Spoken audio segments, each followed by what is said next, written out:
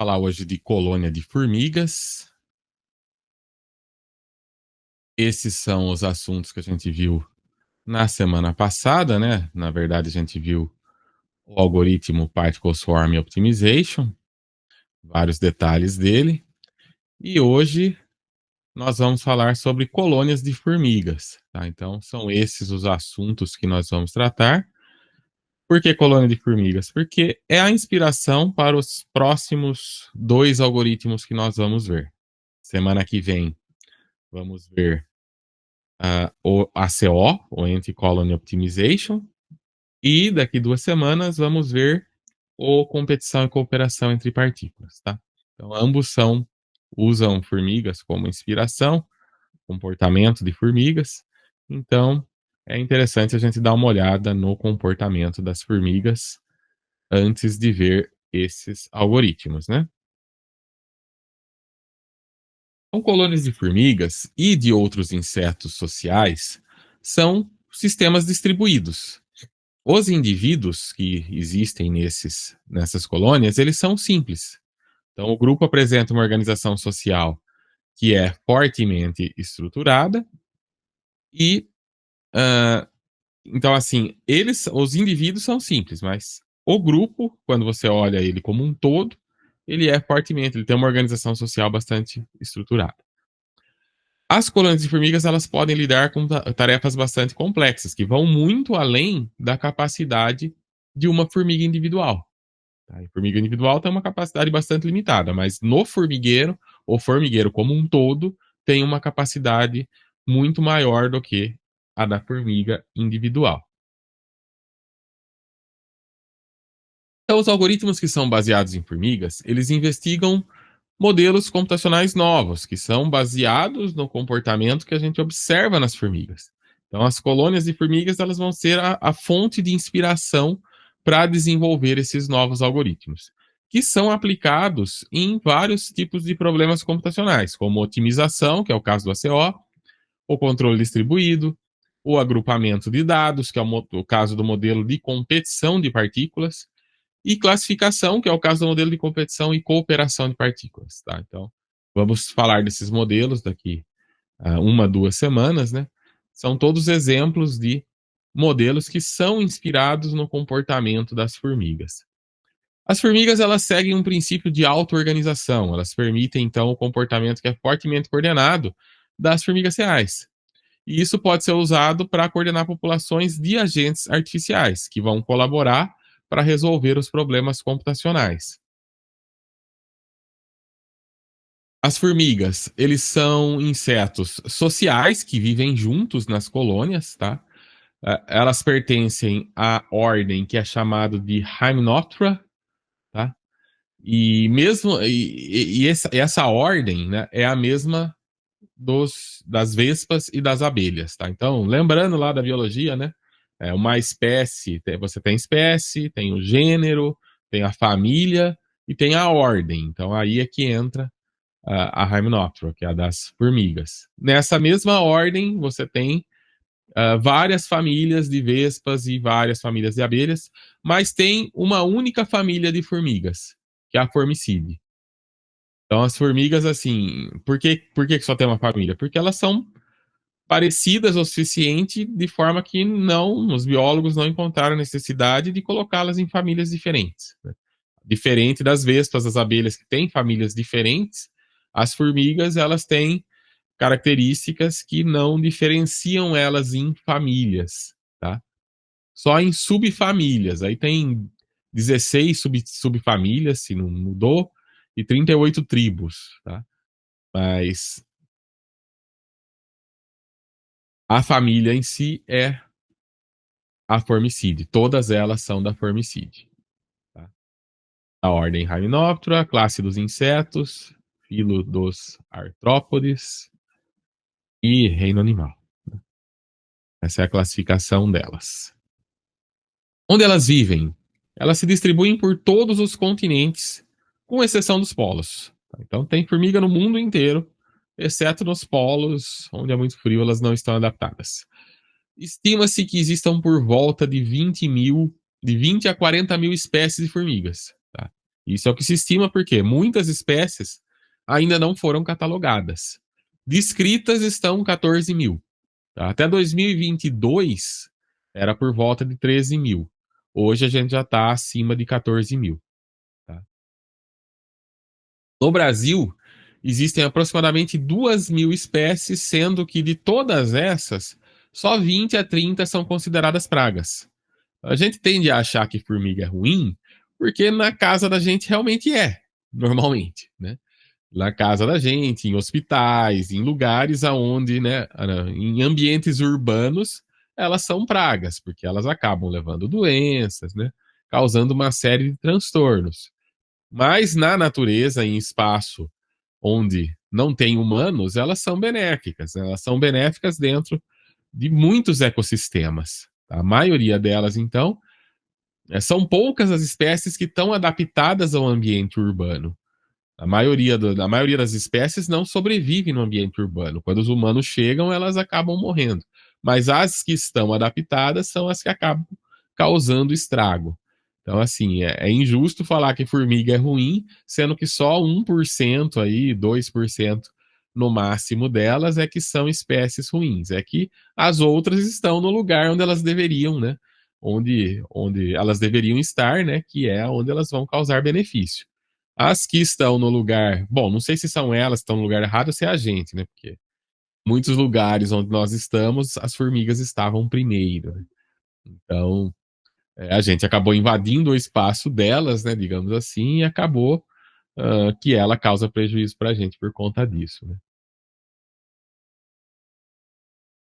Sim, a saúva é uma dos tipos de espécie que é considerada praga, tá? A saúva das espécies que não são urbanas, né? A saúva é uma das poucas aí que são pragas, né? Que são pragas, no caso, para agricultura, né?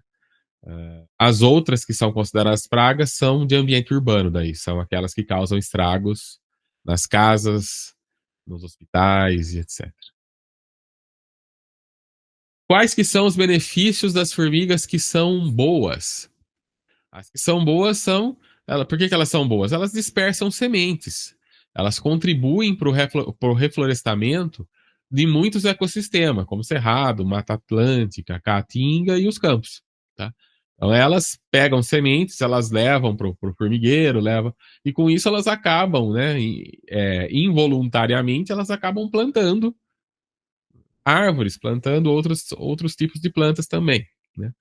Por levar e como elas têm o ninho normalmente na terra, acaba que algumas dessas plantas, algumas das sementes que elas levam acabam germinando e tudo mais. Então elas promovem, além disso, elas promovem germinação de sementes quando elas removem polpa dos frutos. Então muitas sementes que ficam dentro dos frutos, né, espécies vegetais que têm frutos e a semente no fruto, que são muitas, o fruto cai ali na terra e quem que vai comer o fruto para deixar só a semente ali, para a semente germinar? Muitas vezes é a formiga. A formiga vai, come ali o fruto, pega o fruto ou come ou leva para o formigueiro para alimentar os fungos delas. E com isso, a semente que fica ali fica, né, sem a polpa, ela consegue germinar. Elas também atuam na polinização de flores, né? Então não são só abelhas, né? Abelhas, quando a gente fala de polinização, a gente logo pensa em abelhas, né? A abelha vai numa flor, vai em outra e acaba polinizando. Mas as formigas também são boas para polinizar, porque elas vão lá nas flores, elas vão sugar a substância vegetal que tem lá, a seiva, néctar, o suco, líquidos açucarados, e com isso ela poliniza a flor, né? Ela acaba levando pólen de uma para outra e acaba fazendo esse processo de polinização. Tá? Elas se alimentam e também usam na alimentação dos seus rebanhos essas substâncias e outros líquidos açucarados, inclusive secretados por outros insetos. Outro benefício da formiga é que ela faz a poda de algumas plantas e isso promove o crescimento vegetativo dessas plantas. Tá? Então, ela acaba. Tem várias plantas, né, que elas começam a secar ali as folhas e tal, e na natureza isso vai até apodrecer, até cair, e ela não se desenvolve tão rápido. Agora, se tem alguém que vai lá, como acontece quando a gente faz, né? em jardins artificiais, na jardinagem, né? Você corta ali as folhas velhas e isso é benéfico para a planta porque ela, né, ela deixa de gastar energia com aquela folha que já está velha e passa a usar essa mesma energia para crescer mais, para ter o seu crescimento vegetativo. Então a formiga ela também atua em poda, né? Ela corta plantas e com isso a planta vai se desenvolvendo. Outra coisa que ela faz é exercer o papel de aeração do solo, porque como elas fazem ninhos, no fazer o ninho, com certeza vocês já viram um formigueiro, né? Fica aquele montinho de terra em volta. Aquele montinho de terra é terra que ela tirou de lá de dentro, para fazer os túneis dela e tudo mais. Por fazer túneis, né? Ela acaba proporcionando essa aeração do solo, né? Por esses túneis, em muitas espécies, esses túneis são bem estruturados. Eles são feitos justamente para ter ventilação, para sair ar quente e entrar ar frio. E, e isso faz com que a Terra seja aerada, né? Que é a matéria que, né, junto com o ar ali, vem matéria orgânica, né? Vem elementos que vão ser agregados ali ao solo, né? Elas também incorporam matéria orgânica diretamente, né? Porque elas levam plantas, levam insetos, levam bichos lá que vão se decompor na terra e com isso elas vão agregar essa matéria orgânica à terra, vai deixar a terra mais fértil. Elas próprias, formigas, quando morrem, vão se decompor ali na terra. Então isso faz com que a terra fique mais fértil. Então uma terra com formiga muitas vezes é melhor, exceto, claro, as saúvas, as que são cortadeiras, as que causam prejuízo na agricultura. Essas são exceção, né? Essas vão acabar ali com as plantas. Mas outras espécies vão ser boas para a plantação, porque elas estão ali melhorando o solo, elas estão agregando matéria orgânica e fazendo com que a planta se desenvolva melhor por conta dessa matéria orgânica agregada. Além disso, elas são predadoras de outros artrópodes e alguns são pragas. Então, em alguns casos, você tem lá a plantação, tem outros insetos que são pragas e a formiga vai lá e acaba com eles, né? E acaba sendo predadora deles. Então, isso é bom. E elas também são predadoras de outras espécies de formigas. Tem formigas que são predadoras de outras espécies de formigas. Então, às vezes você tem uma formiga ruim e aí você arruma uma espécie boa para ir lá combater a ruim. As formigas que são pragas, né, são as cortadeiras, como eu já falei. Quem são as cortadeiras? Basicamente, saúve quem, tá? Tem várias espécies, mas dentro do mesmo gênero, né? Então, dentro do gênero Ata e do gênero que essa aqui, eu não sei como fala, Max, né? Não sei exatamente. Essas espécies aqui, esses gêneros aqui, tem várias espécies.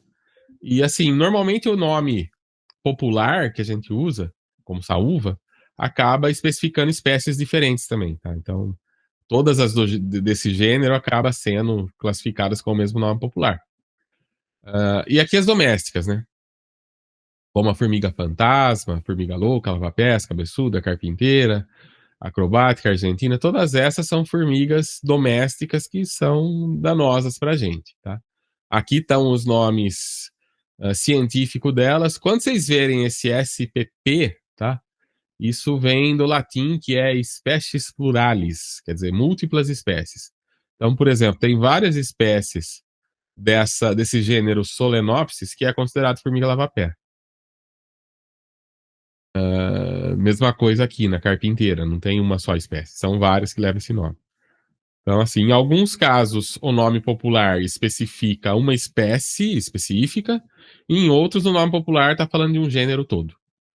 E aí é mais difícil identificar, porque às vezes você fala, essa aqui é lava-pés, não, lava-pés é diferente. Mas às vezes é só uma outra espécie daquele mesmo gênero, e aí acaba levando o mesmo nome popular.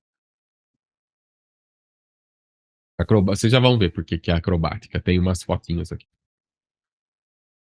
Vou falar agora da saúva. A saúva, ela tem origem, elas são nativas do continente americano. Tá? Elas têm a cabeça grande, como vocês podem ver aqui, e tem 3 pares de espinhos. Tem espinhos aqui, ó. Elas habitam em locais sombreados ou ensolarados, cercados por um monte de terra. Então, isso você vê no campo facilmente, né? Até Às vezes na estrada a gente vê, olha assim para um campo plano, e aí você vê aqueles montes que muitas vezes são, não necessariamente é de saúva, mas em muitos casos é de saúva, né? A saúva fazendo ninho lá. A alimentação delas é seiva das plantas, que elas cortam, assim, elas se alimentam da seiva das plantas enquanto elas cortam a folha. Ela está cortando a folha, está saindo seiva, ela está comendo. Mas não é só para isso, ela não come a folha. Tá? Isso é um engano bastante comum. A gente vê lá a saúva cortando um monte de folha, acha que elas estão cortando para comer. Mas na verdade não, ela leva a folha pro ninho para cultivar fungo. O fungo é que é o alimento. Ela tem lá um rebanho de fungos que é o alimento das rainhas e das larvas. E também serve de complemento na dieta das operárias. A operária que faz forrageamento, ela come a seiva, mas também come o fungo. Tá? E as folhas, então, elas são usadas como substrato para a cultura de fungos. Elas não comem a folha, elas usam para os fungos, né, para alimentar os fungos que elas comem. Tá?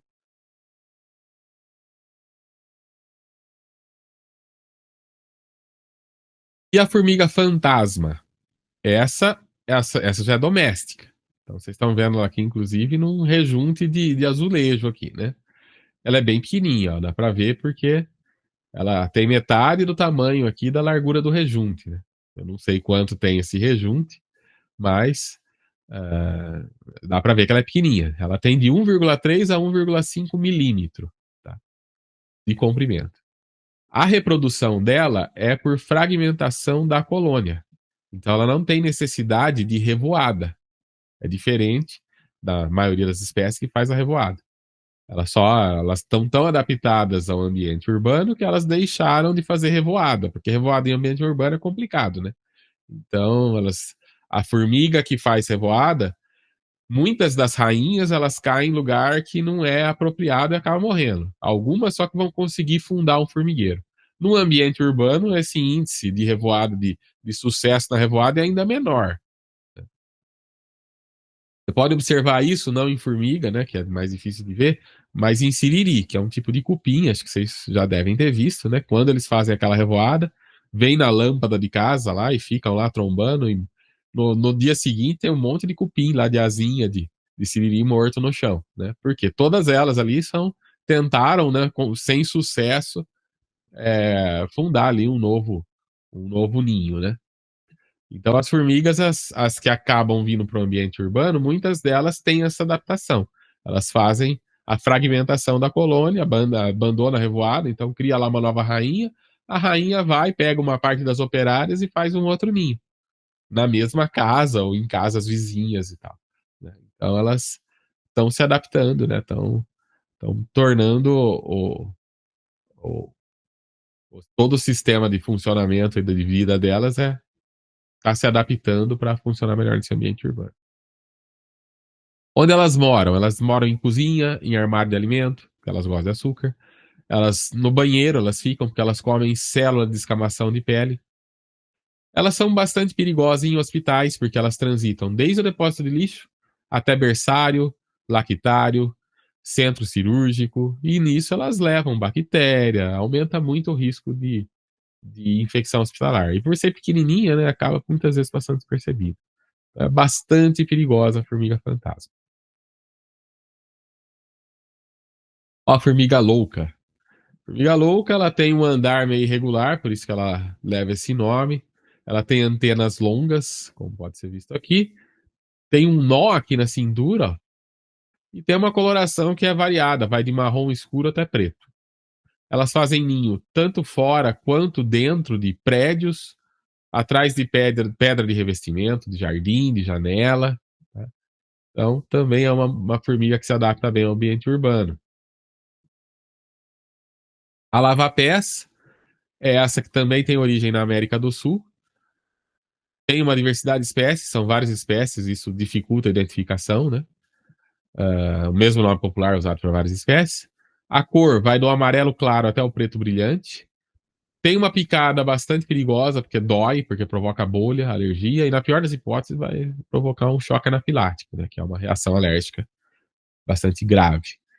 A alimentação delas é de plantas, animais e alimentos domésticos, e geralmente elas fazem ninho fora de casa e formam um montinho de terra solta. Essa é a lava-pés. Agora a carpinteira. A carpinteira geralmente aparece à noite na cozinha e se esconde quando percebe a presença humana. Ela é meio tímida, tá? Então não é tão comum de se ver. Elas são polimórficas. O que é polimórfica? Eu vou falar mais pra frente, mas só para adiantar. Elas têm tamanhos diferentes dentro da mesma espécie. Então você vai ver uma menor que a outra. Tem espécies que são todas do mesmo tamanho. Tem espécies que você vê essa variação. Então, elas variam em tamanho e em cores. Algumas das espécies, elas expelem o ácido fórmico. O ácido fórmico é um líquido que tem um odor característico que elas usam para defesa, né? Se elas são atacadas, elas jogam ácido fórmico em quem está atacando, no predador. Tá? Inclusive, o ácido fórmico ele leva esse nome porque ele foi descoberto primeiro nas formigas. Ele não é exclusividade das formigas. Tem abelha, tem plantas, urtiga, pinheiro, que também produz. Mas ela foi reconhecida primeiro nas formigas. E hoje o ácido fórmico tem um uso industrial bastante grande. Né? É usado na indústria química, na pecuária, é usado para conservação de alimentos. Ele tem uma propriedade antisséptica e tal. Ele é usado para curtimento de couro, é usado na agricultura também, como uma forma de pesticida, né? É usado na limpeza, tá? Porque tem propriedade antimicrobiana, né? Tem preservante e tal. Então ele é um pesticida natural também, regulador na produção. Então tem muito uso para o ácido fórmico. Só que o ácido fórmico que é usado na indústria, ele é feito artificialmente, não é extraído de formiga, não, tá? Então a formiga carpinteira, ela faz ninho em madeira morta, tronco de árvore, viga de madeira, moldura, batente de porta, solo, aparelho eletrônico. Tá? Essa é uma daquelas que gosta de aparelho eletrônico. Isso é complicado, tá? Já vi acontecer de aparelho eletrônico ser infestado. Aconteceu bastante no Demac, inclusive, com ar-condicionado.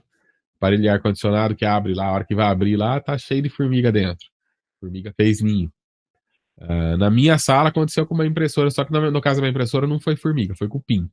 Abria lá uma multifuncional. A hora que você abria lá a parte de escanear, por baixo do vidro você via lá todos os cupins caminhando lá dentro, porque resolveram fazer um ninho ali. Tá? Por que elas gostam de eletrônico? Porque é quentinho, né? Então elas encontram ali um ambiente adequado para fazer o ninho delas. Algumas pessoas dizem também que tem componentes que às vezes são jogados nas placas, tipo verniz que é jogado em placa de circuito.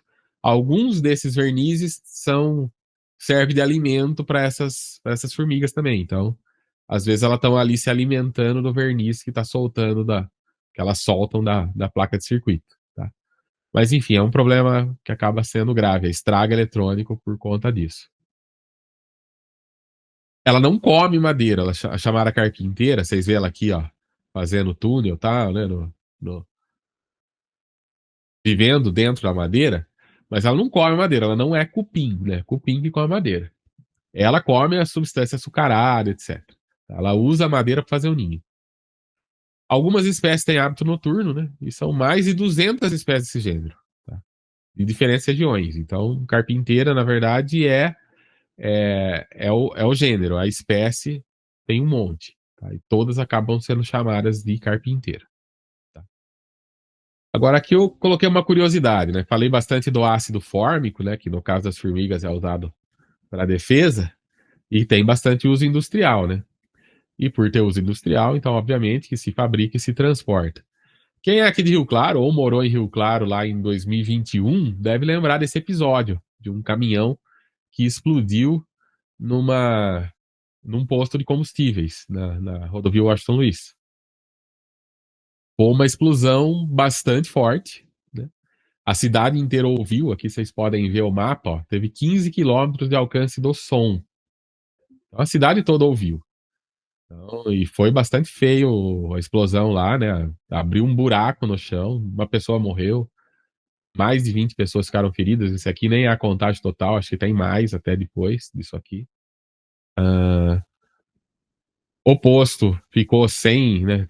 acabou com a estrutura do posto, o posto teve que ficar sem funcionar por um tempo lá, porque o telhado todo, o telhado não, né? O teto do posto todo foi destruído. O restaurante anexo ao posto quebrou tudo também, ficou um bom tempo desativado.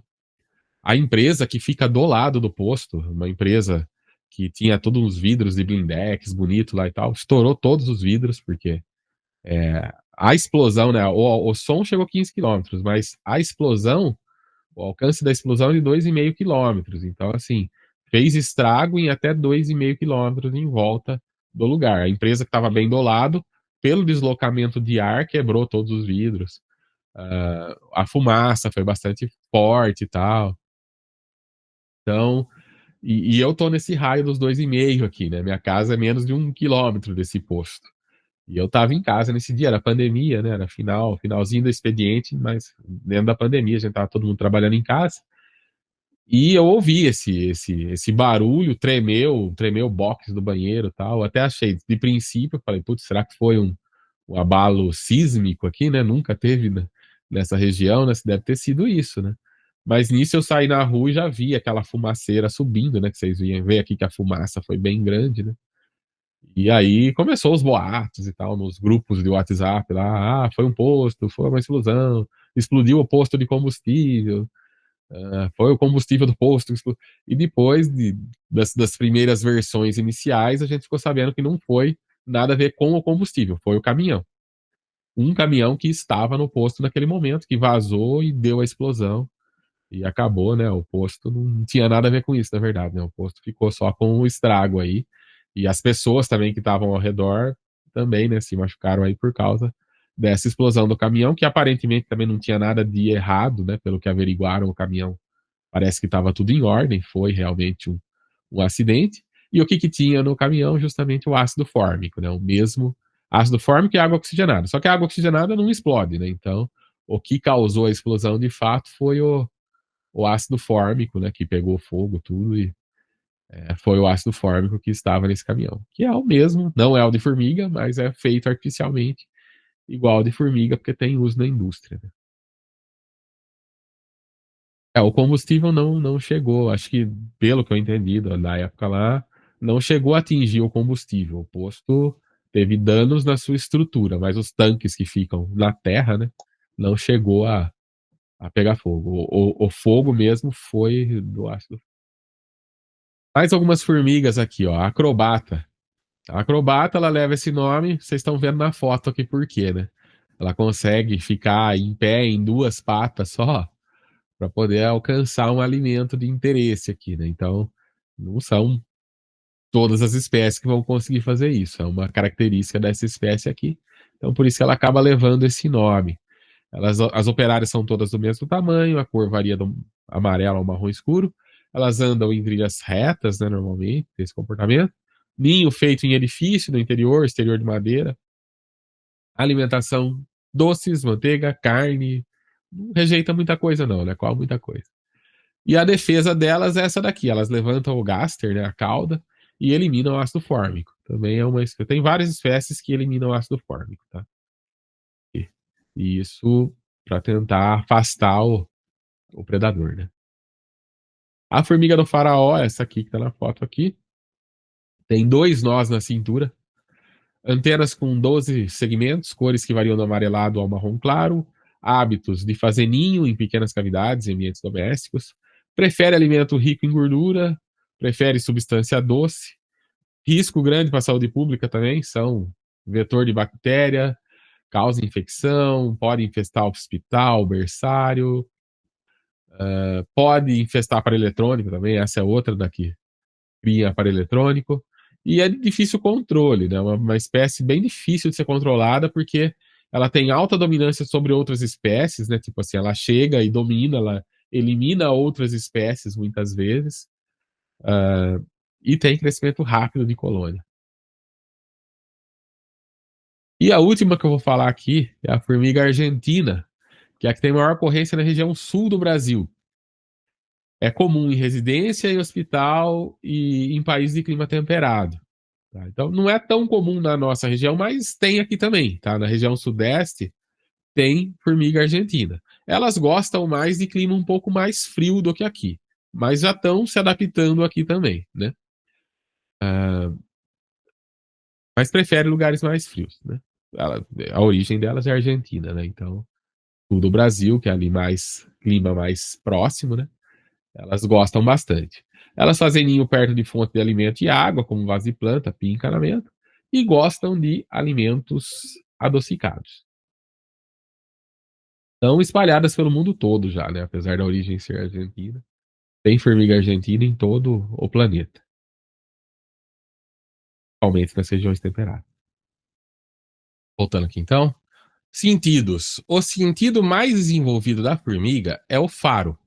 Tá? Ela tem glândulas abdominais que excretam feromônios, que são substâncias químicas que vão causar reações específicas nos outros indivíduos. Para que serve o feromônio? Tem feromônio de alarme, de atração sexual, tem marcador de caminho, tem reconhecimento de outros indivíduos. Então, tudo isso é feito com esses feromônios, essa substância química que elas soltam. Então, é o principal sentido delas é esse. Tá?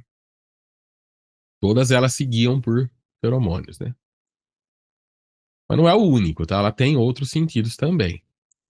Elas têm um senso bem desenvolvido de paladar, elas são capazes de distinguir um sabor amargo, doce, azedo, salgado. Elas têm o tato também bem desenvolvido. Elas têm receptor tátil nos pés e nos pelos das pernas. Elas têm antenas que elas usam para determinar cheiro e sabor e também para tocar objetos. Algumas espécies têm olhos compostos, tá? Tem visão bem desenvolvida, conseguem enxergar muito bem. Outras têm olhos simples, que só distinguem claro e escuro. E tem espécies que são totalmente cegas, não depende dos olhos, tá? Então, assim, a visão não é tão importante em muitas espécies, de forma que algumas nem enxergam. Mas em algumas outras, o olho tem já uma funcionalidade maior. Algumas têm rituais e tal, que são observáveis e tal, então elas têm também a visão, a maioria das espécies tem também na visão um sentido complementar. Os lares, normalmente elas se instalam no chão, maioria dos ninhos, não é todas as espécies também, tá? Tem formiga que faz ninho fora do chão, parede, principalmente as urbanas, né, que acabam fazendo ninho em qualquer coisa aí, né? A terra escavada para fazer o ninho, em geral, fica empilhada em volta aqui, buraco, né? Então é fácil da gente ver onde tem formiga. O ninho é composto de diversos túneis longos que conduzem a câmaras, e as câmaras servem como área de armazenagem de comida, como berçário para os filhotes, etc. Algumas formigas vivem na madeira de árvore ou tronco apodrecido. As formigas trabalhadoras de uma espécie arbórea fazem ninhos tecendo folhas que elas unem por meio de fios de seda excretados pelas larvas, tá? Então tem espécies que fazem isso também. Algumas formigas têm território bem definido, constroem ninho que é permanente, fica sempre lá. E outras são nômades, elas vão construindo um ninho conforme elas vão se deslocando. Algumas formigas compartilham os ninhos com formigas de espécies diferentes e às vezes com outras espécies de insetos ou com aranhas. Tá? Muitas vezes tem espécies, o benefício às vezes é mútuo, né? Tem inseto que fica lá para aproveitar o que sobra das formigas e acaba, por conta disso, ajudando a formiga a se livrar do lixo delas, né? Algumas formigas fazem seus ninhos em moradias humanas, especialmente painel de revestimento de madeira, fundação. Com relação à alimentação, algumas espécies comem insetos vivos, enquanto outras se alimentam só de matéria em decomposição. Tá? Então, isso aqui também é fácil de observar, né? Você vê lá, morre um bichinho lá, dali a pouco tá cheio de formiga em volta. Tá? Então, o bicho mal, às vezes o bicho nem tá morto ainda, a formiga já tá lá, né? Já estão querendo levar ele pro ninho, tá querendo cortar, levar para o ninho. Então, elas se alimentam, tem muitas espécies que se alimentam de outros insetos, né? Algumas daí cultivam e comem fungos, no caso das saúvas, né? Algumas recolhem sementes e grãos para se alimentar. E tem aquelas que cuidam de rebanhos de afídeos. Tá? Então, se alguém falar que só humano que cria rebanho de outros animais para consumo, não é verdade. As formigas fazem isso também. Elas têm rebanho de afídio, de inseto escamoso, que elas obtêm o líquido açucarado, né? Então, da mesma forma que os humanos criam vacas por causa do leite, as formigas criam esses rebanhos de afídio para poder pegar esse líquido que eles excretam. Tá? Excretam ali, elas alimentam lá o rebanho, e a hora que eles vão excretar aquele líquido, elas vão lá e se alimentam dele. Tá? Então, esse líquido que eles excretam. Apídeos, tá? Só para esclarecer, né? São pulgões, são piolho de planta, tem vários nomes aí. Insetos bem pequenininhos, que alimentam de seiva de planta. A alimentação das formigas, ainda a alimentação das formigas, né? Elas têm componentes bucais especiais para apanhar e comer alimentos. Elas têm mandíbula que é aquela que se move lateralmente, né? E serve para segurar a comida, mas também serve para carregar o filhote e serve para combater inimigo, né? Para morder. Né? A mandíbula tem várias funcionalidades aí na formiga, né? E tem a maxila, que é usada para mastigar. Aí ela tem dois estômagos. Tá? Ela tem um estômago para ela, que é a comida que ela vai digerir. Tá? E tem o bucho, que é só um reservatório. Essa comida que vai para o bucho é que ela vai dividir com as outras formigas. Ela não vai digerir, ela vai dividir com outras, vai servir para alimentar a larva e para alimentar outras formigas também. Não, porque assim, das operárias, a, tem as que saem forragear, mas tem as que ficam trabalhando dentro do ninho. Então, as que trabalham dentro do ninho precisam ser alimentadas também, né? Então, quem leva o alimento são as forrageadoras. E, dependendo da espécie, elas levam o alimento no bucho. E lá dentro do ninho, elas vão compartilhar isso com as outras formigas. Inclusive, tem espécies que a formiga que está com fome, ela vai dar um toquinho de antena na outra formiga. Vocês já devem ter visto também, né? Se você ficar observando formigueiro, você vê que algumas espécies dão o toquinho de antena para comunicação e às vezes esse toque é uma forma de pedir comida. Uma forma de falar para outra, ó, tô com fome, se você tiver comida aí de reserva, passa para mim, né? Vida social das formigas. Formigas, cupins, abelhas, vespas têm vidas bastante familiares. Elas vivem em comunidade e o membro um depende do outro. Né? Elas se protegem umas às outras. Cada uma tem a sua função ali dentro. Algumas para forragear, outras para defesa e assim por diante. Algumas criam os filhotes, cuidam dos filhotes. Essa forma de vida então, é bem diferente da que muitos insetos solitários adotam. Tem inseto que vive sozinho a maior parte da vida, ou quase a vida toda. Então, a formiga não é assim. A formiga sozinha, ela não vive. Né? Ela acaba morrendo. Ela precisa do formigueiro para sobreviver. Uma comunidade de formiga é conhecida como formigueiro. A vida no formigueiro é bem organizada. Cada membro tem um papel. Então, tem a formiga que põe ovo. Formiga que põe ovo, para deixar claro, né? A rainha põe ovo fértil, ovo que vai dar origem para outras formigas. Mas existe também o ovo trófico, ovo de alimentação. Esse as operárias podem pôr também, dependendo da espécie. Tem formiga que tem a função de reunir alimento, né? Sair, o forrageamento, é sair do formigueiro e buscar comida. Tem as formigas que têm a função de lutar, o exército delas, né? Que serve para defender o formigueiro, entre outras coisas.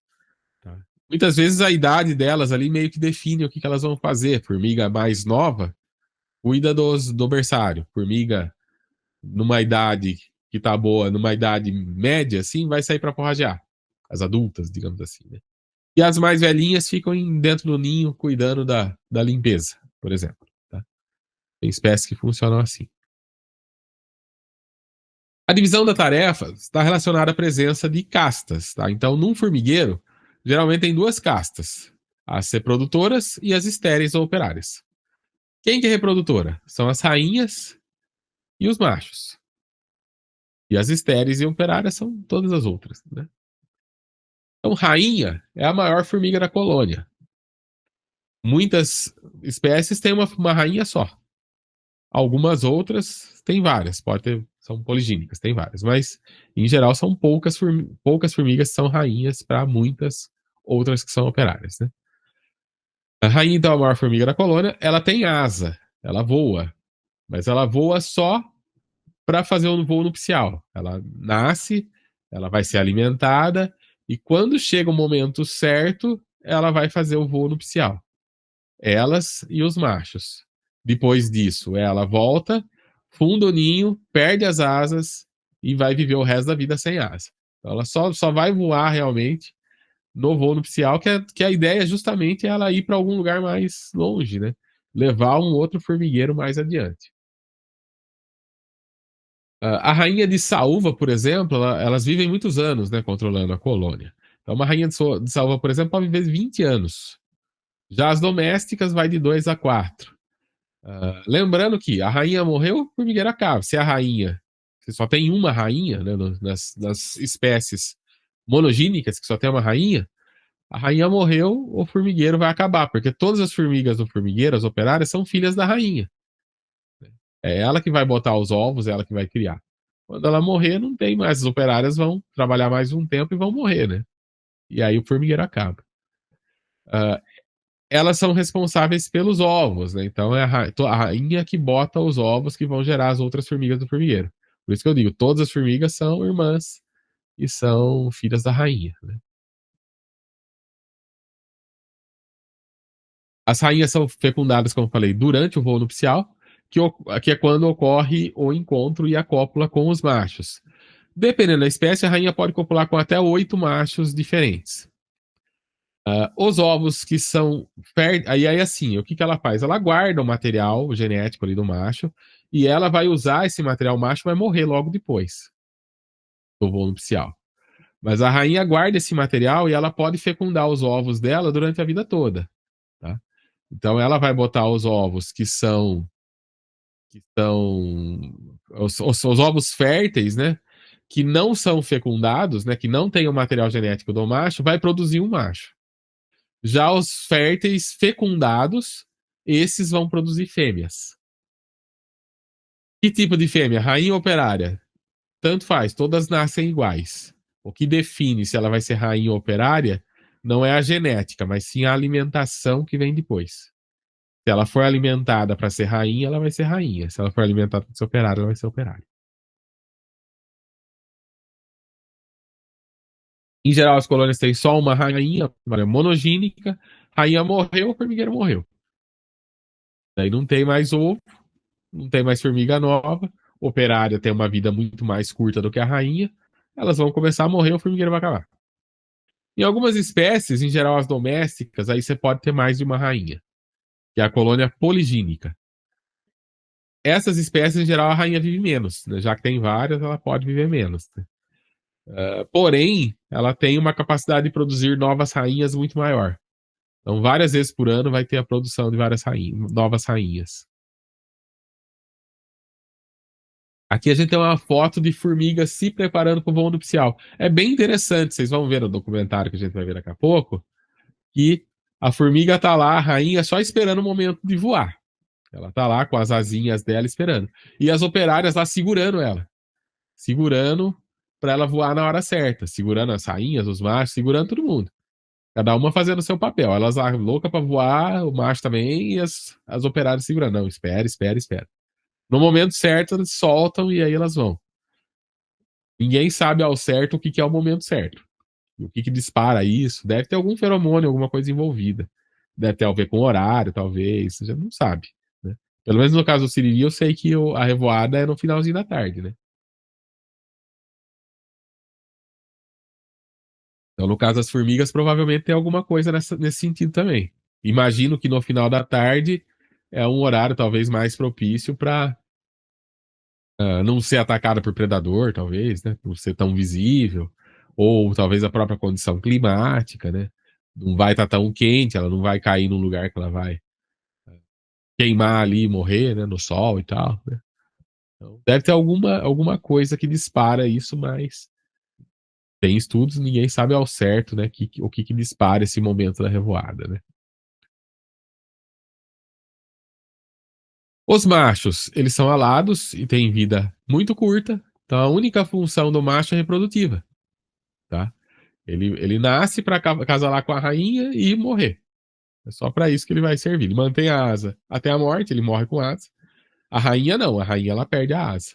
Na verdade, a rainha ela metaboliza os músculos da asa. Ela usa a energia dos músculos para poder iniciar o formigueiro, porque ela começa sozinha. Ela não tem operária para trabalhar para ela. Então ela vai perder a asa, vai usar o músculo da asa para ter energia. Ela no formigueiro ela acumula, por isso que ela é grande também, mais um motivo, né? Ela acumula muita energia no formigueiro para poder viver essas primeiras semanas, que daí ela vai abrir o ninho, vai botar o ovo vai ter que nascer, vai ter que passar por toda a fase de pupa, tal, toda a metamorfose da formiga. Só então ela vai ter operária para sair buscar comida para ela.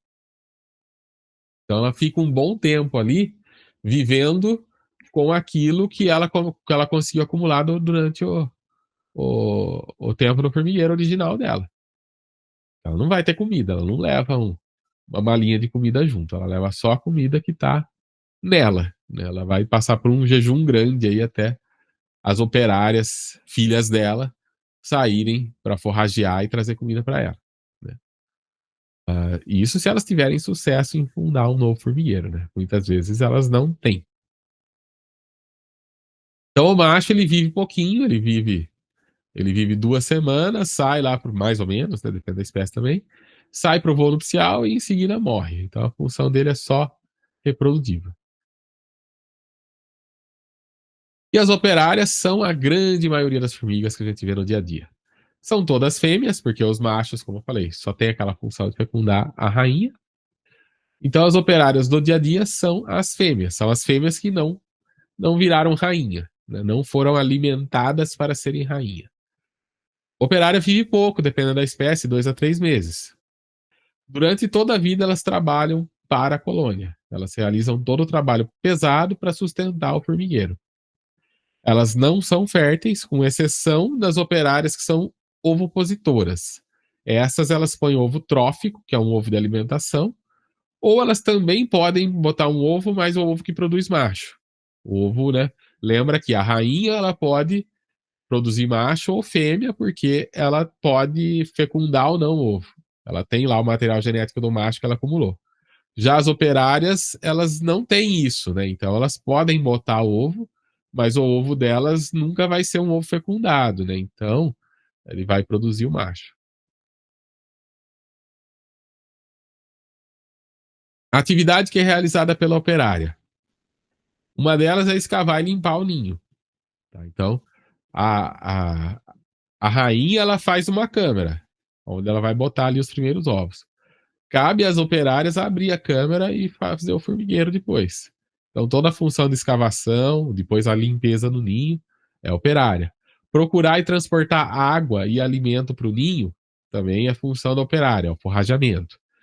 A alimentação também é função das operárias. Elas vão alimentar as larvas, vão alimentar as rainhas e vão alimentar as operárias que não saem do ninho, as que ficam fazendo serviços internos.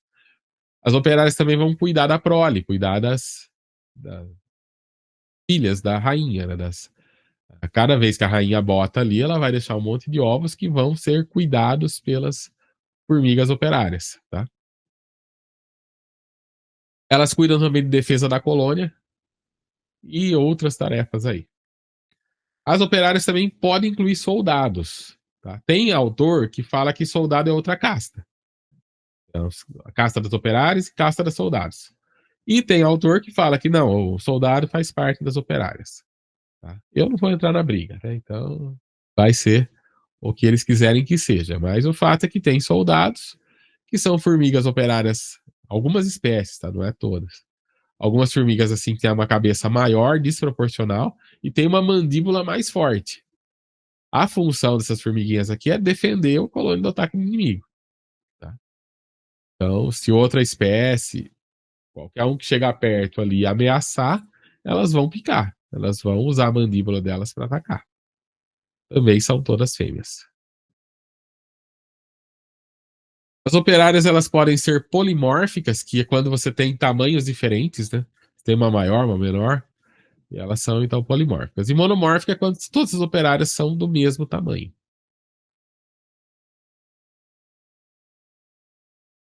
Então aqui a gente tem. Ah, aqui a gente tem essa fotinha aqui, né? A maior aqui é uma soldado, mas você vê que mesmo as menores, que são operárias que não são soldadas, uma é maior, outra é menor, outra é maior. É uma espécie que tem essa diferença.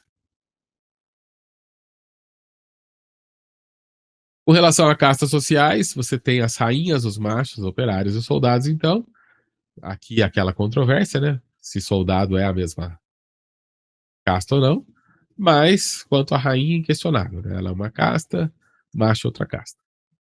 E as operárias outra casta.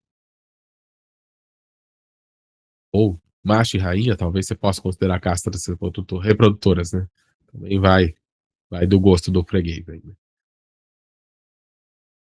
Cada operária desempenha um papel que é bem específico, né? Então, já falei, né? As operárias jovens ficam melhor realizando tarefa dentro do ninho, tipo cuidar das larvas.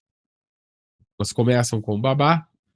Daí as mais velhas vão sair para forragear em busca de alimentos, ou escavar a galeria. E as muito velhas acabam se dedicando a manejar os desperdícios dentro da colônia. A formiga, ela tem metamorfose completa. Ela é ovo, ela é larva, ela é pupa e depois ela é adulta. A gente não vê, né? Dificilmente a gente vê.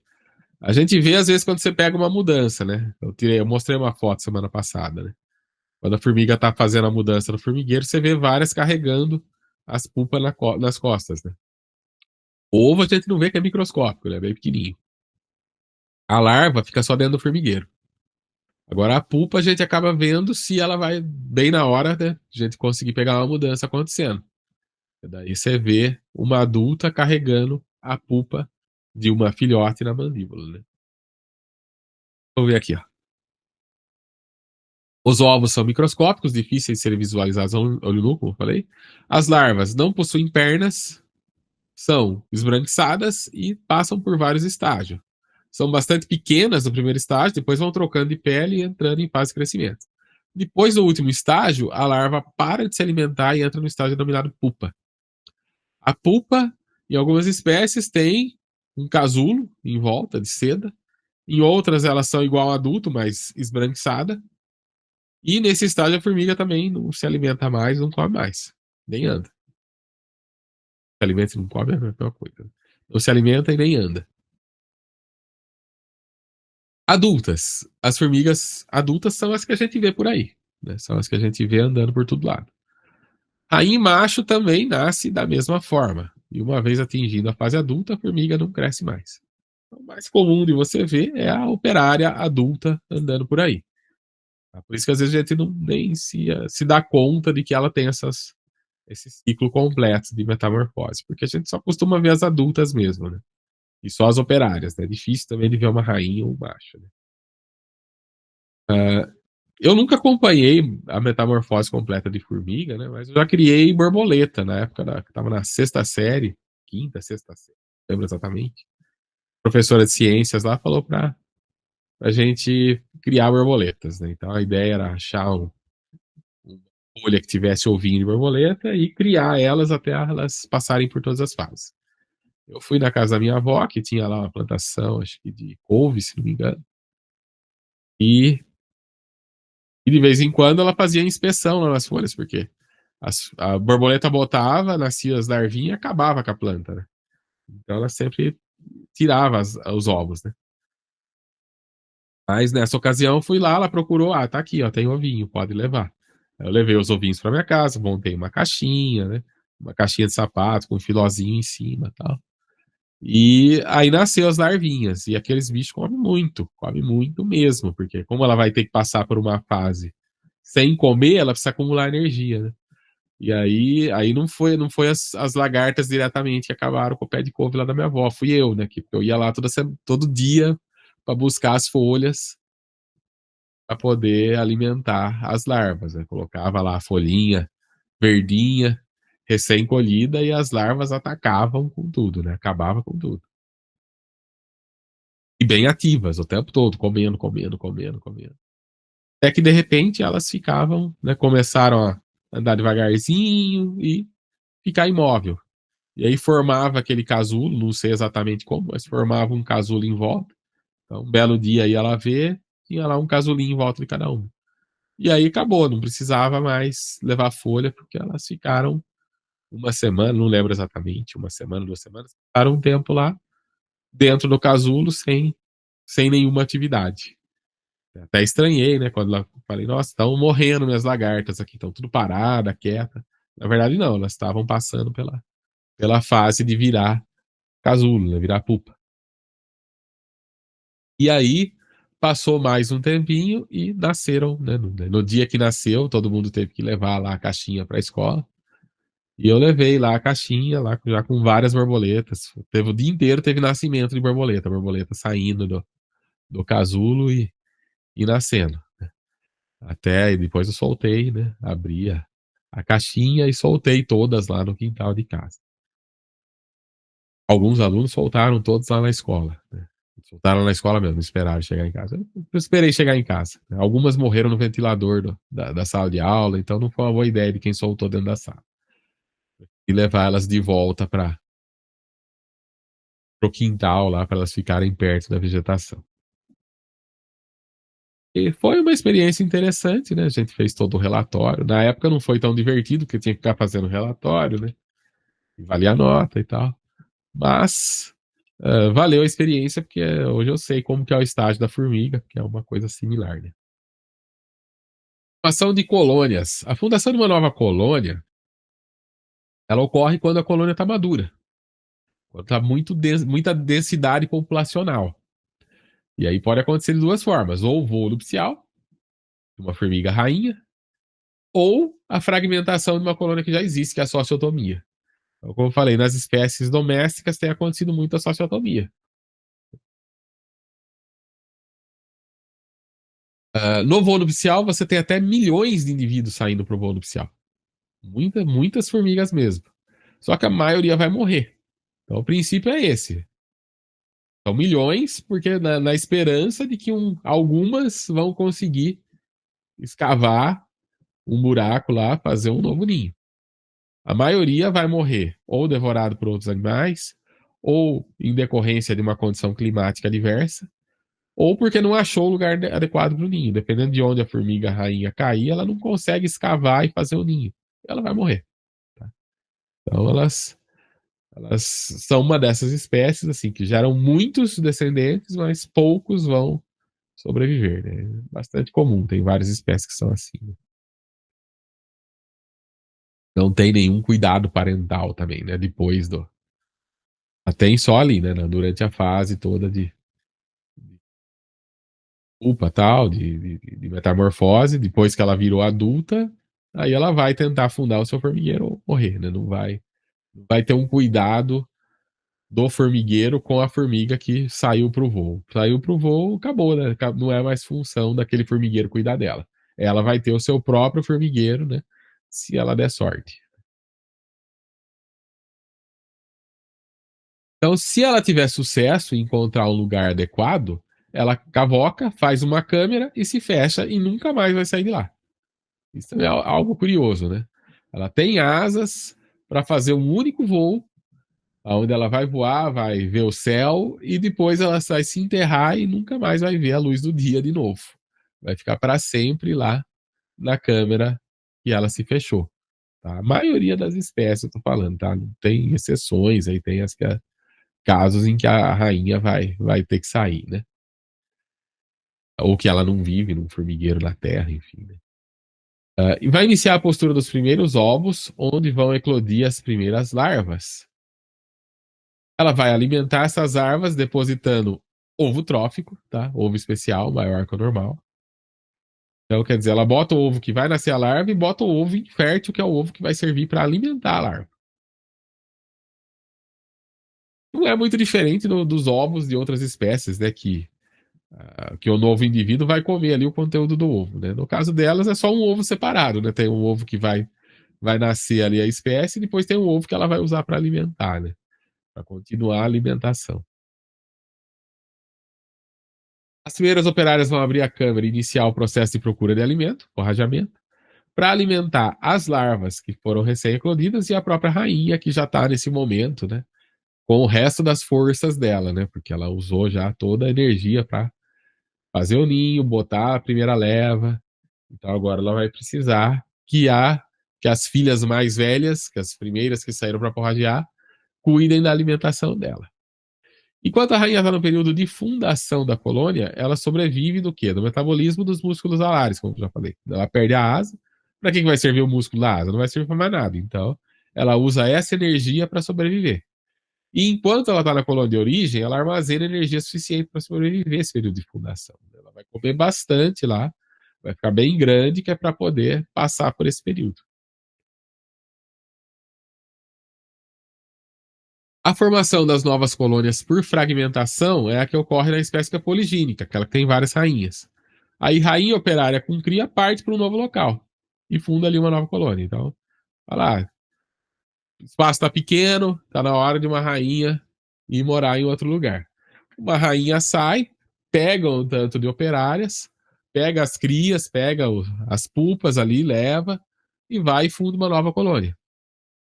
Isso pode acontecer naturalmente ou pode ser induzido, tá? Quando tem lá alguma mudança que afeta as formigas. Um aumento de temperatura, um aumento de umidade ou inseticida, alguma coisa do tipo, pode provocar essa fragmentação. As colônias geralmente se estabelecem no solo, né, formando um único ninho compacto, um cômodo só para tudo, mas tem espécies que fazem vários cômodos, distribuídos de forma interligada entre si. Então, são as polidômicas. Poli vem de muitos, dômico vem de dormitório. Então, são formigas de vários dormitórios. Elas podem estar separadas por distâncias que variam de centímetros até dezenas de metros. Então, às vezes, você tem lá várias câmeras conectadas por túneis. Bem interessante de se ver. São bem organizadas. Com relação às maiores colônias, até 2002, a maior colônia conhecida ficava em Ishikari, no Japão, com 306 milhões de operárias, 1 milhão de rainhas vivendo em 45 mil ninhos interconectados numa área de 2,7 km². Essa era a maior, até apareceu uma maior ainda, né, que foi em 2002. No sudeste da Europa, acharam uma super colônia de ninhos que se prolongava por 5.760 quilômetros. E eram bilhões de formigas argentinas vivendo em milhões de ninhos. Em 2004, foi encontrada uma colônia de aproximadamente 100 quilômetros de largura em Melbourne, na Austrália. Em 2009, um estudo demonstrou que as maiores supercolônias de formigas argentinas, que estão no Japão, na Califórnia e na Europa, na verdade é uma supercolônia global. São tudo parente. Como assim? Perfil químico similar. E o que acontece? Muitas vezes formigas que não são da mesma colônia têm comportamento agressivo. Mas essas formigas, elas se tratavam, você pega uma da Europa, uma da Califórnia, uma do Japão, e elas se tratam como velhas amigas. Esfrega a antena, não tenta se evitar, não tem agressividade. Então concluiu-se que essas formigas são todas de uma mesma supercolônia. Colônias de saúvas, tá? Impressionam pela complexidade e pelo tamanho. Elas, como eu falei, cultivam seu próprio alimento, que é um fungo, e a saúva não vive sem o fungo e vice-versa, né? Então, assim, o fungo é alimento da colônia, mas se a formiga não alimentar o fungo, não trazer o substrato, ele também para de crescer, né? Então, ele também vai morrer. Então, é uma dependência mútua aí. E eles precisam cortar, as formigas precisam cortar várias folhas para cultivar o fungo no interior da colônia. E isso acaba causando danos sérios para a agricultura, né? Aos canaviais, reflorestamento de pinos, porque elas usam muita folha e acabam com as plantações, né?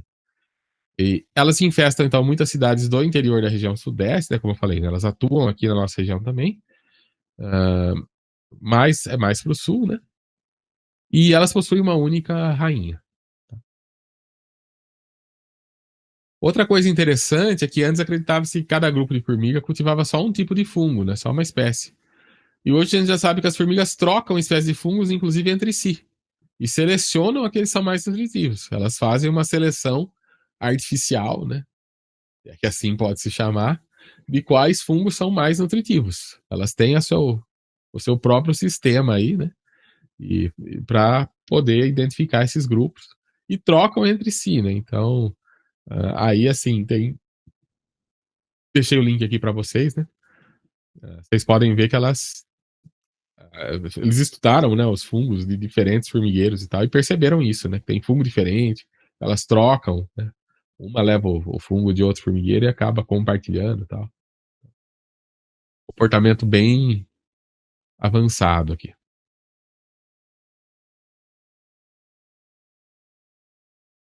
Aqui o formigueiro, então, quando maduro, ele abarca um volume de cerca de 20 metros de diâmetro e 5 metros de profundidade. Ele apresenta várias câmaras, várias panelas, galerias, que são os canais que ligam as câmaras, né, as galerias. Na superfície do solo, ele apresenta um monte de terra solta e os olheiros. Né? O olheiro é o orifício da galeria que se comunica com o exterior. Depois no documentário vocês vão ver, né? Eles pegam um, um formigueiro e joga concreto lá dentro, né? Para poder modelar ele e depois faz a escavação. E aí o concreto endureceu e dá para ver os cômodos aqui dentro do, do formigueiro. Né?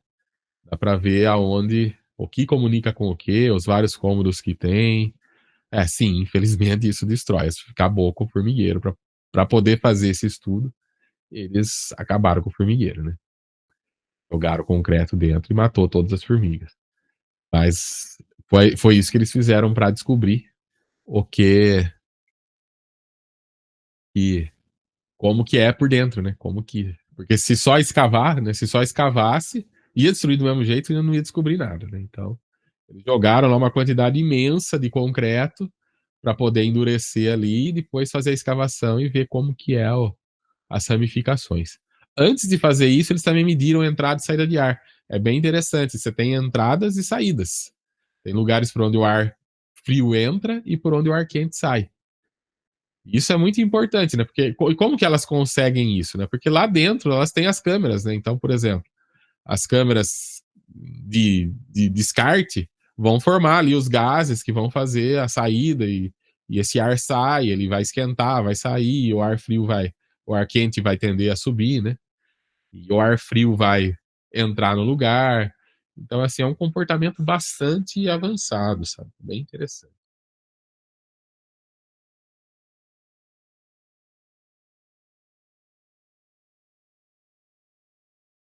Uma colônia também abriga outros insetos ou animais. Tá? Não é só formiga. Então tem ácaro, tem aranha, tem besouro, cobra, cupim, lagartixa, mosca. A maioria deles fica na câmara de lixo. Então, assim, né? Beleza, tá cuidando do lixo das formigas, elas estão felizes com isso, né? O lixo ia ficar lá, ia atrapalhando, então elas lá consumindo esse lixo, se livrando do lixo da formiga, tá de bom tamanho para a formiga. Alguns, inclusive, se alimentam dos alimentos que são deixados pelas formigas e pelos seus excrementos.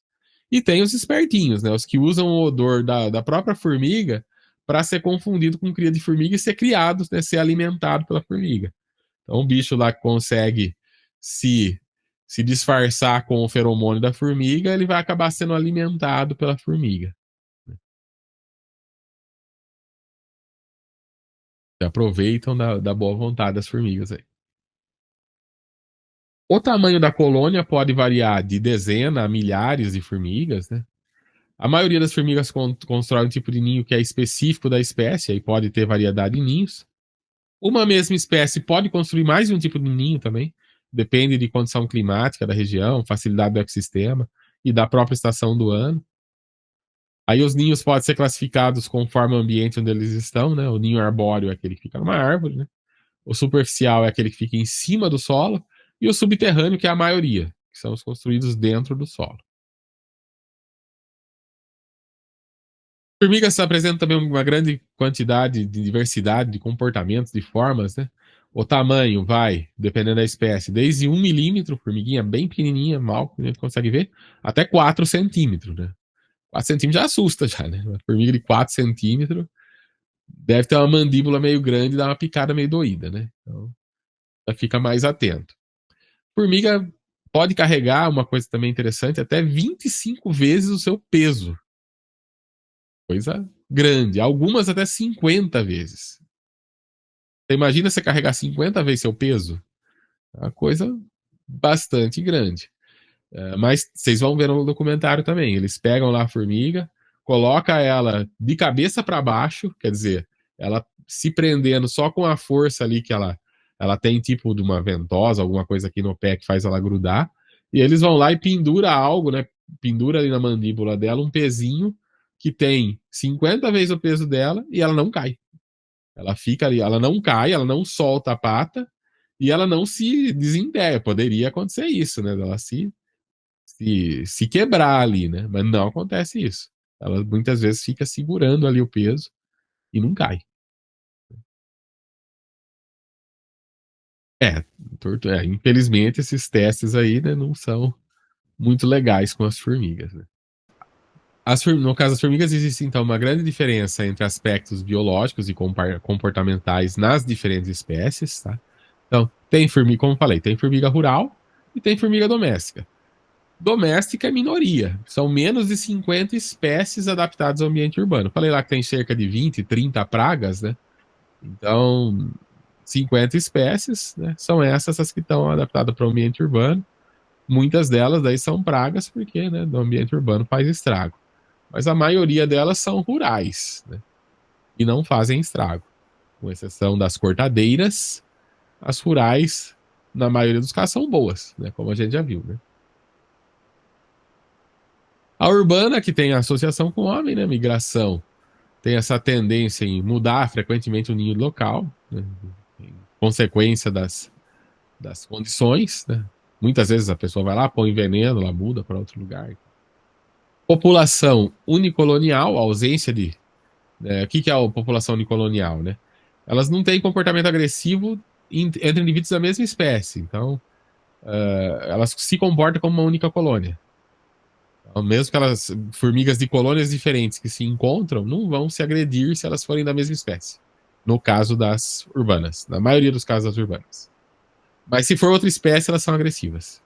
Isso também a gente pode observar. Às vezes você tem lá uma formiga em casa e tá difícil de se livrar dela, e aí aparece uma outra e essa outra toma conta. E a primeira que você tava com dificuldade de se livrar some. Por quê? Porque essa segunda espécie que chegou depois tomou conta, né? Elas são agressivas entre si. E existe também a questão da poliginia nas formigas urbanas. A maioria das espécies tem várias rainhas, né? Não tem mais voo nupcial, e esses têm várias rainhas, fragmentação.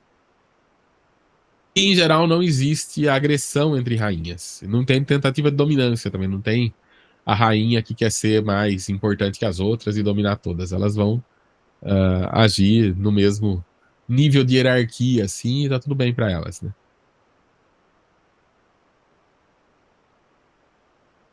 A reprodução, elas são responsáveis pela dispersão, né, das espécies. Muitas espécies, como eu falei, não têm mais voo nupcial, e aí ocorre a sociotomia, a fragmentação. Operárias, muito pequenas, a longevidade das rainhas em geral, pequena também, nas urbanas, né? Então, falei para vocês, saúva pode viver muitos e muitos anos, mas nas urbanas a tendência é a rainha viver menos, né? Viver menos e fragmentar até mais. São mais rainhas sendo criadas, né? E elas têm vida mais curta. As operárias, em geral, nas formigas urbanas são estéreis, com exceção, né? Elas nunca desenvolvem aí os ovários, né? A comunicação, né? As formigas geralmente se comunicam através de substâncias químicas voláteis, que são os odores, e solúveis, que são os sabores. Quando produzidas pelos indivíduos para se comunicar com outros indivíduos da mesma espécie, essas substâncias levam o nome de feromônios, como a gente já viu. E aí as formigas elas têm glândulas exócrinas que são especializadas, que secretam o feromônio de uma forma controlada. Com relação à comunicação, existem diferentes tipos de feromônio. Tá? Então, tem o feromônio de alarme, que é altamente volátil, dispara no ar numa distância relativamente grande, maior que 60 centímetros, e alerta as companheiras de algum perigo. E aí, assim, você consegue pôr a colônia inteira em alerta em poucos segundos. Então, assim, uma formiga ali que percebe um perigo, ela já manda esse feromônio, outras vão disparar também, e rapidamente esse sinal de alerta é dado. Existe o feromônio de recrutamento, que é aquele que elas põem no solo para formar a trilhinha, para informar a companheira que onde que tem alimento. Então, as que saem para forragear têm esse comportamento. Quando ela acha um alimento, ela volta para o ninho, deixa uma trilha de feromônio ali para atrair outras forrageadoras para seguir aquela trilha e pegar o alimento também. E aí, em pouco tempo, elas já juntou várias operárias ali para trabalhar para ir buscar aquele alimento e levar para o ninho. E tem os feromônios de território, territorial, que serve para marcar território de uso exclusivo da colônia. Então, a formiga, ela quer informar outras formigas que ali é dela. Então, ela vai e marca e não quer que outras invadam. Outra espécie, outra formiga que chega ali vai ver esse feromônio e vai saber, aqui tem outra espécie, e aí ela vai decidir se vai invadir ou não, né? Elas também têm esse comportamento de brigar às vezes, né? Pelo território. O reconhecimento ele é individual. As formigas usam substâncias que são voláteis de diversas origens sobre o seu corpo como um sinal de reconhecimento. Então, elas conseguem se reconhecer também por causa do feromônio. Né? Como eu falei, elas têm os outros sentidos também. Então, elas têm comunicação visual, sonora, tátil e de feromônio iniciador. Na visual, algumas vezes a comunicação ocorre por mecanismo visual, exceto as que são cegas, né? Como eu já falei. Mas tem algumas que vê pouco, mas as que têm a visão bem desenvolvida, tem, por exemplo, essa espécie aqui que realiza batalha na forma de ritual com o operário de ninho vizinho. Então as formigas elas vão fazer uma dancinha lá na frente do inimigo, onde ela eleva o abdômen para dar a aparência de um indivíduo maior, né? E intimida o inimigo e recruta mais companheiras. Então é até um processo inteligente, porque assim, não vai ser uma briga que vai perder várias formigas ali, vão morrer por causa disso. Elas vão recrutando as outras, as amigas dela, do ninho delas, e vão fazendo isso. Estufa ali o abdômen e fica se intimidando as outras do outro formigueiro. E as outras tentando fazer a mesma coisa. Então fica esse processo de intimidação por um tempo, até que recrutam todo mundo que tem que recrutar, e aí um grupo que vai ser maior que o outro. O grupo menor vai perceber, bom, não adianta a gente entrar na briga, que a gente vai perder. É melhor recuar, deixa o território para elas e vambora, né? Né? Vamos perder a batalha hoje e tentar numa próxima ocasião. E as do grupo superior vão ficar felizes que ganharam ali na intimidação e vão tomar aquele território, por exemplo. Tá? Então, um comportamento que eu acho assim bastante interessante porque, né, evita uma briga desnecessária aí, né? Elas vão pelo número ali, elas já vão perceber quem é que vai ganhar e evita uma disputa que só vai levar a mortes de indivíduos dos dois lados. Né? É similar à briga de gato, né? Vocês já viram gato se intimidando? É mais ou menos parecido, né? Já vi acontecer isso. Às vezes você vê um gato, vê o outro, os dois, um se olha, começa, faz barulho, ergue os pelos todos, e aí, depois de tanta barulheira, um fala, não vai dar para mim, e vai embora, e o outro fica feliz, né? Então, assim, evita. Às vezes eles brigam, né? Mas muitas vezes eles acabam só na intimidação mesmo. Um acaba desistindo e o outro sai vencedor, né? Sem nenhum sair machucado, né? As formigas também têm comunicação sonora, elas podem produzir som friccionando uma região específica do abdômen, que tem uma saliência cuticular, e aí elas percebem o som por causa de receptor que elas têm nas patas, né? Tipo, uma vibração que ela vai pegar ali. Tá? Não é a principal, né? A principal é a feromônio, mas também tem uma espécie que usa comunicação sonora. E a gente, obviamente, não vai ouvir, né? O som que costuma ser a frequência aí que elas vão perceber, né? Elas vão perceber. A comunicação também pode ser tátil, que é aquela que eu já falei para vocês, né? Tem o contato boca a boca, a trofalaxia, que ocorre a troca de alimentos. Então, se você vê duas formigas se beijando, não é porque elas estão apaixonadas, não, é porque elas estão trocando alimento. Né? Então, uma forrageadora, provavelmente, armazenou ali o alimento no bucho, a outra chegou, deu aquele toquinho de antena de que está com fome, e aí as duas contato boca com boca para passar o alimento de uma para outra. Tá? Uma passa o alimento para a outra nesse contato. Também é fácil de observar em algumas espécies. Feromônios iniciadores, né? Então, quando são detectados por uma formiga, eles induzem um processo fisiológico que transforma as formigas de algum modo. Então, em muitas espécies de formigas, a rainha segrega esse feromônio iniciador para inibir o desenvolvimento do ovário da operária. Então, a rainha, como ela tem a exclusividade, né, de botar os ovos, ela emite esse feromônio que a operária, com a presença desse feromônio, ela não desenvolve o ovário. E assim ela fica estéril. Tem o feromônio de recrutamento, que é usado para encontrar a fonte de alimento, que é aquele que ele deposita, né, que elas depositam na trilha, na busca pelo alimento, no retorno para o ninho. Quanto mais formiga passa na trilha, mais vai reforçando esse feromônio. E vocês vão ver no documentário também, é bem legal de ver. Eles colocam lá um. Eu não sei exatamente o que eles colocam, mas você consegue ver o feromônio. Põe lá uma substância que faz ele ficar visível para a gente. E aí você consegue ver realmente que ela encontra o alimento e a hora que ela volta, ela deixa uma trilha muito mais forte. Na ida ela deixa. Ela vai deixar uma trilhinha, que acho que até para ela voltar. Né? É igual a historinha lá do João e Maria, lá que vai deixando as migalhas de pão, elas vão deixando as migalhas de, de feromônio para conseguir achar o caminho de volta. Né? Ou para marcar onde passaram, sei lá, tem algum motivo para isso. Mas quando ela acha um alimento bom, ela vai deixar uma trilha forte. E aí outras que estão passando vão tomar essa trilha, vão achar o alimento e vão reforçando a trilha. E cada vez a trilha vai sendo mais reforçada. Né? E aí logo você vê aquela trilha se formando para as formigas ir, voltar e trazer o alimento. Né? Então, assim, no início, a formiga sai para forragear, ela percorre caminho aleatório. Você vê isso também. Às vezes você vê lá uma formiguinha sozinha. O que ela tá fazendo sozinha? Ela tá forrageando, ela tá procurando alimento.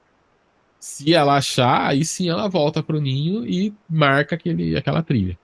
Mas se elas estão, você vê uma perdida aqui, outra ali, outra lá, é porque elas ainda não acharam nada interessante e estão procurando, né?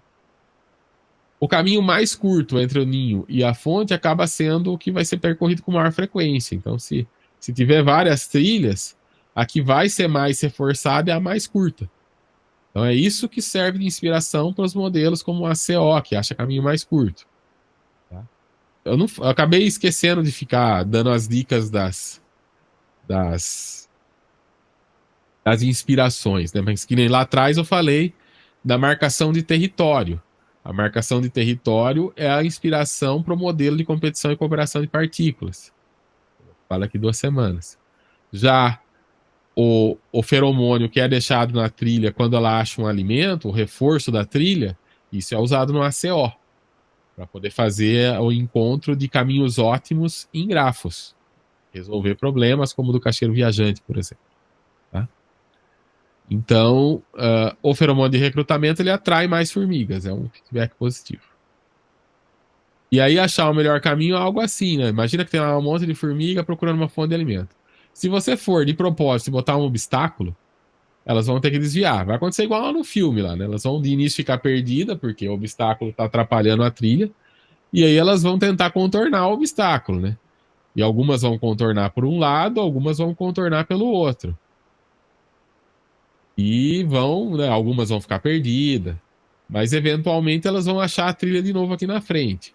Quanto mais formigas acham a trilha e marcam o caminho de volta, contornando o obstáculo, a tendência é que o obstáculo vai ser superado, vai ser, né? Depois de um tempo, a maioria das formigas vão estar pegando o caminho mais curto em torno do obstáculo e não o mais longo. Por que isso, né? Porque essa trilha tem mais formigas vindo, vai ser mais reforçada, né? Então, ao longo do tempo, a tendência é que essa trilha fique mais forte em termos de feromônio. E outra coisa interessante, você chegar e tirar o obstáculo, elas vão continuar desviando do obstáculo inexistente, né? Porque elas não estão usando a visão para ver que, mas não tá mais aqui o obstáculo. Ela tá seguindo a trilha de feromônio. A trilha de feromônio tá aqui, ela vai por aqui. Você tirou o obstáculo, não importa, ela continua seguindo aonde ela tá encontrando o feromônio. Pode ser que a longo prazo elas consigam perceber que o obstáculo foi removido, mas é mais difícil de acontecer. Uma trilha, uma vez estabelecida, elas tendem a não mudar, até esgotar a fonte de alimento. E aí foram feitos muitos experimentos com isso, né? Colocando mais de um caminho entre ninho e fonte. e aí as formigas acabam preferindo o caminho menor. Outra coisa é que a construção do menor caminho não faz a formiga trocar o caminho anterior, então assim, como eu falei, né?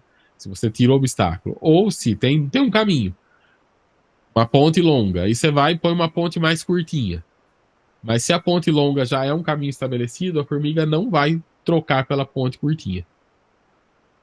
Ah, mas isso não atrapalha no ACO? Atrapalha, por isso que o ACO tem lá a função de evaporação do feromônio.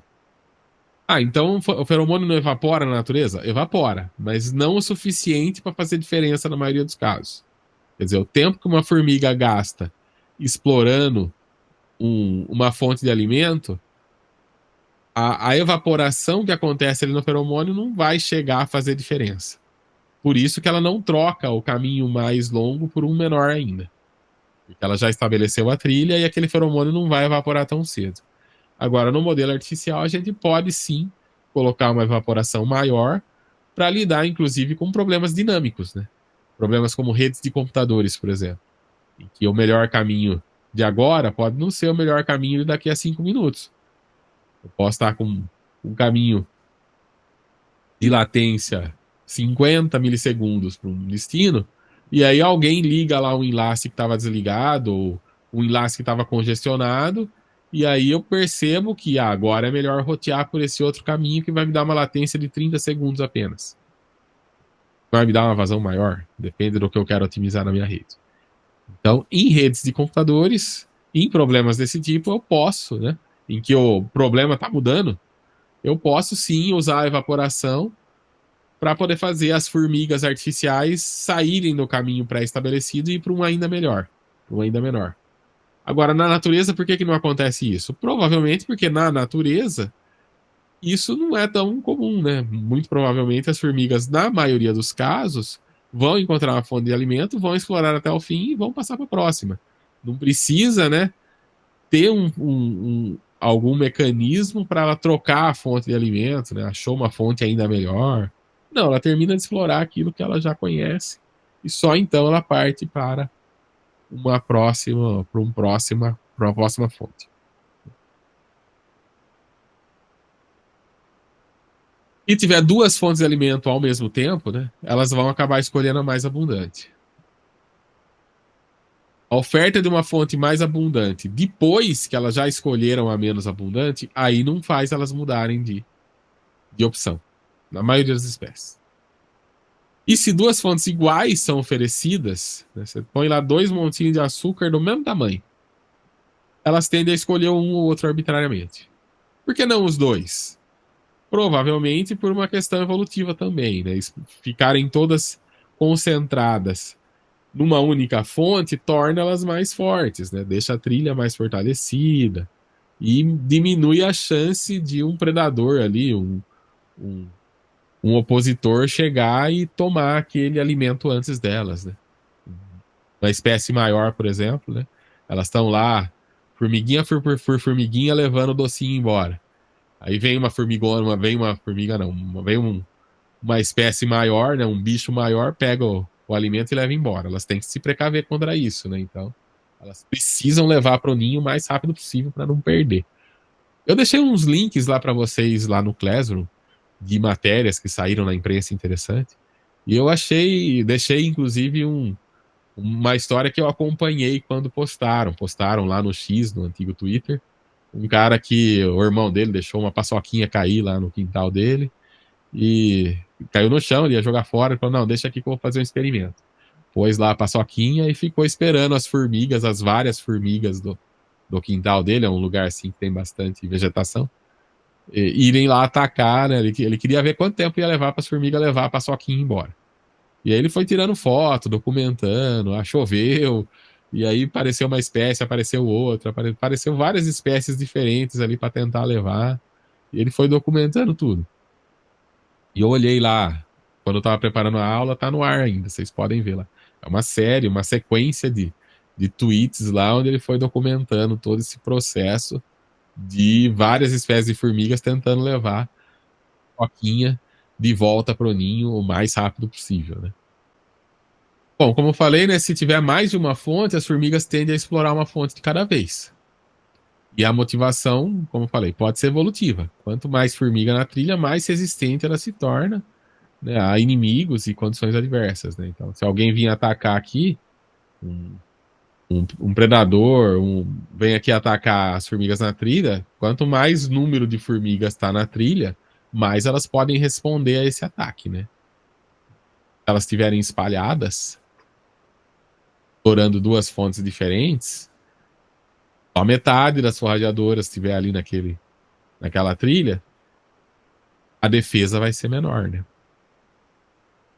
Por conta disso, elas têm essa questão de normalmente explorar uma trilha só.